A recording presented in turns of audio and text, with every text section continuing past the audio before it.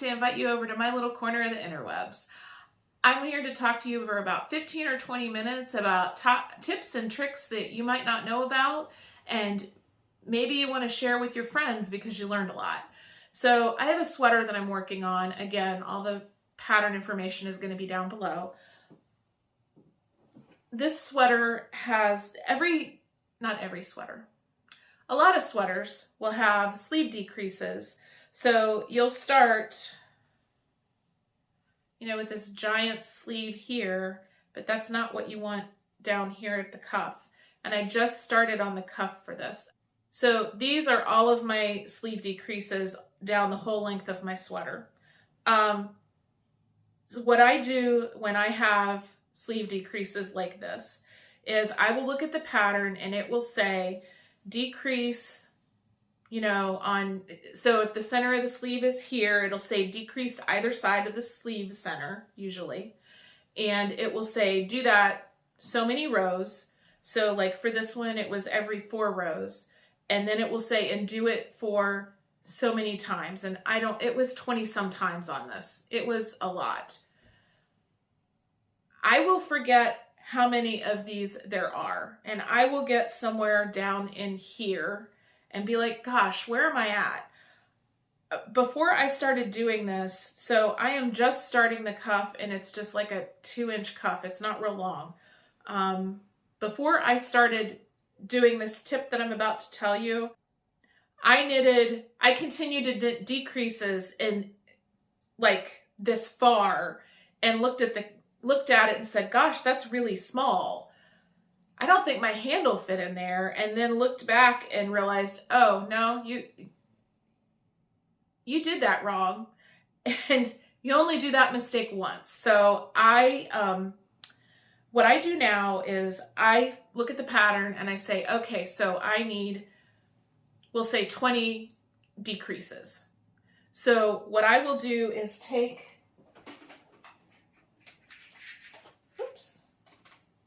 these guys, whatever color I think fits best and I have a lot of.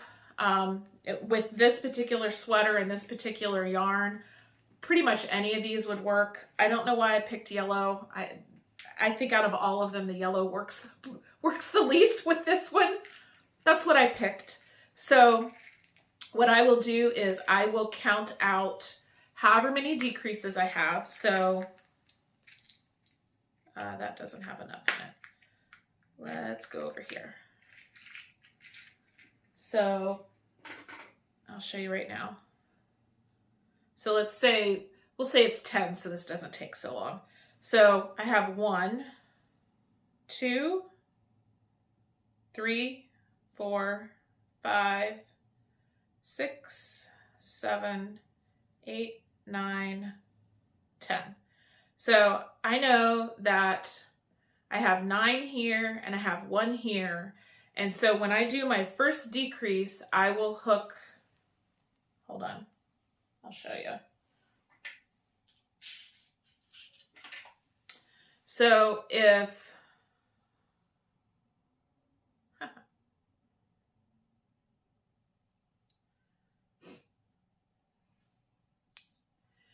my decrease were right here, I'm just picking a spot. If my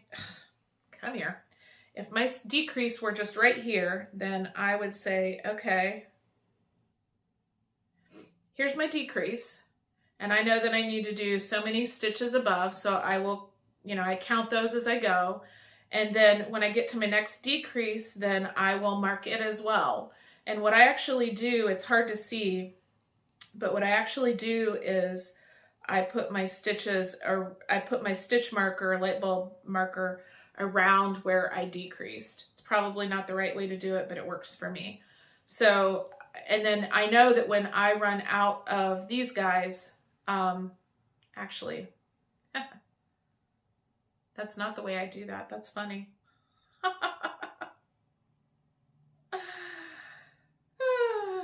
That's funny. I take it like this and I will put it through my stitches where I decrease. So it looks like this, and there's a reason for that. So it looks like this, and as I work my sleeve up, then I will take one off of here and mark the next decrease, next decrease, next decrease. What happens, especially if you're working on a sleeve, if you start all the way down here and then you keep working up, eventually your stitch markers, if you're right here working, your stitch markers are all the way down here. So what I will do is just unhook this one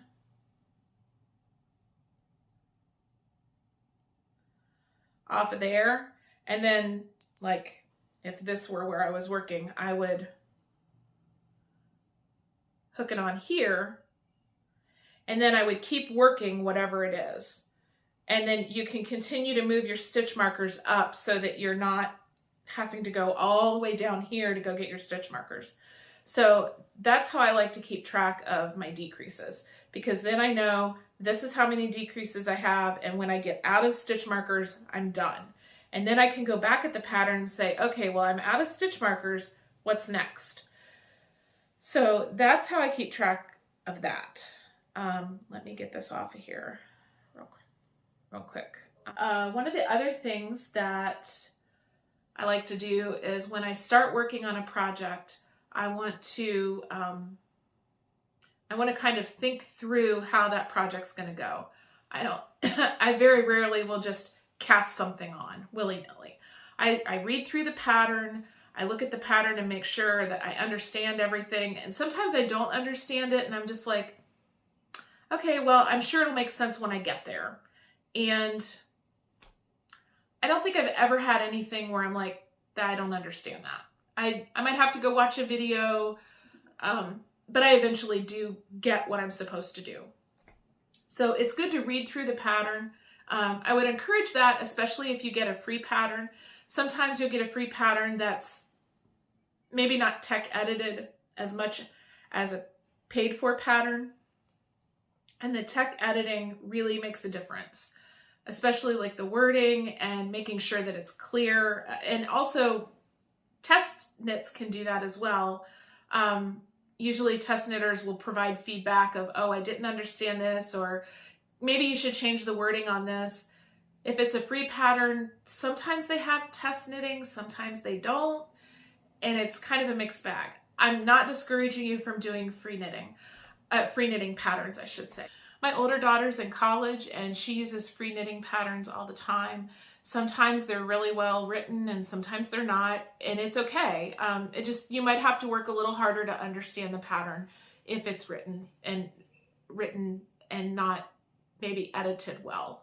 So one of the things that I like to do is I just recently, this year, I got this book. It was at my big box craft store, and it's kind of a journal of sorts. So this is, it's just graph paper.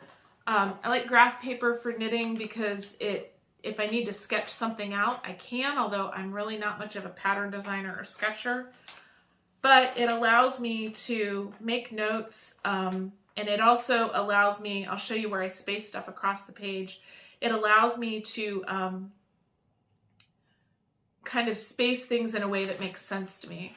So I'll do a picture where this is at, but I put the name and the designer. I put up here the cast on when it was done, what yarn, what needles, what size, if it's a sized item. And then if I did modifications, I put that in here. And I also try to do milestones. And if I have yarn, I try to put the yarn in there.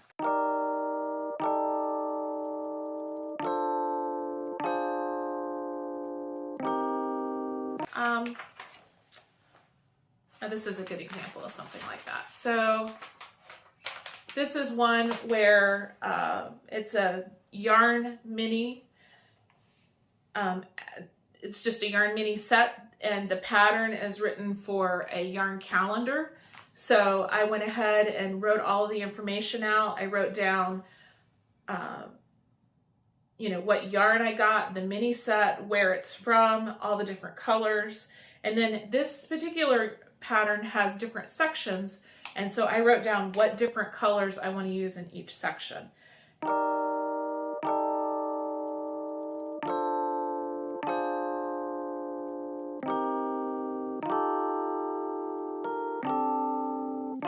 And that brings me to the next thing that I was going to tell you.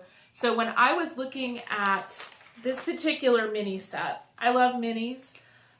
They're a lot of fun. They're a great way to get lots of different colors if you want to do maybe heels, toes, and cuffs on socks, or if you want to do something like this that has a lot of different colors in it. They're a great way to sample yarn from dyers. So I do like minis, but when it comes to something like this, I want to plan it out. So this particular yarn, it had 25 grams in the set of each color, and there were 12 different colors, and I needed 16. So I got the 12 minis, and then I got a separate skein, and that will give me enough for everything that I need. And I looked at the minis and I decided what colors I wanted in what orders. I played with them and, laid them out and said, where do I want them all to go?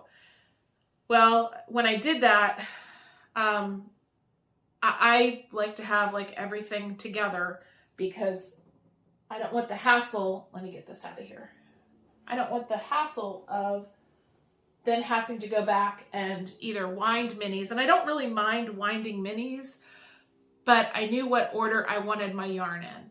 And if I went and didn't wind my minis this way, then I wouldn't know what order I wanted them in, and I would be really annoyed.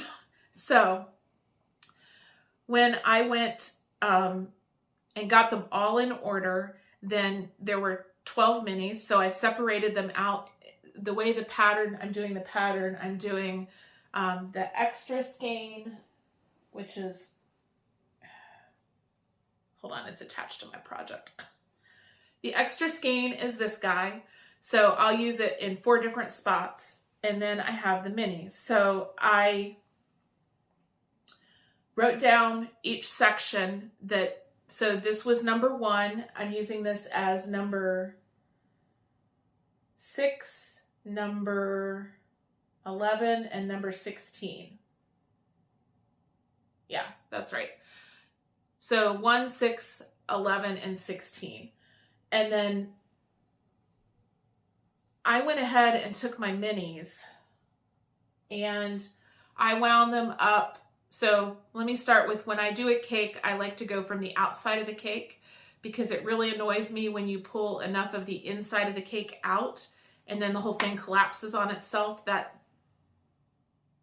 annoys me. So I go from the outside.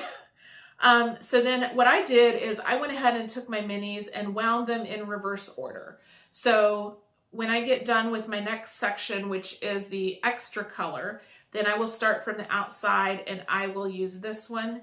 When I get done with it, I will wind the rest of it off into a little ball, and then I'll do the next color, which is this speckledy that you can barely see, and then I'll wind the rest of it off, and then I'll do the next. Anyway, I'll go through. This is the next one that I'm going to use. And then I'm sure some of you noticed in this that I had all these different yarn samples.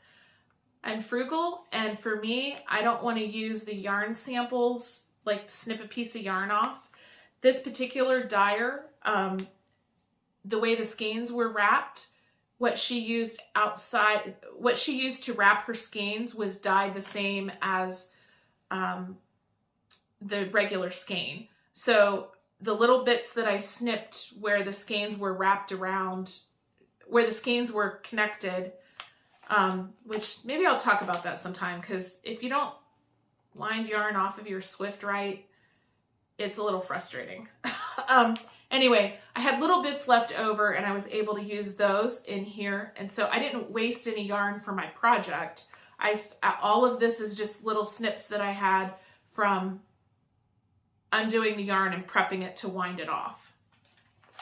So that was, I thought it was great. And these are great samples as far as like the amount that's there.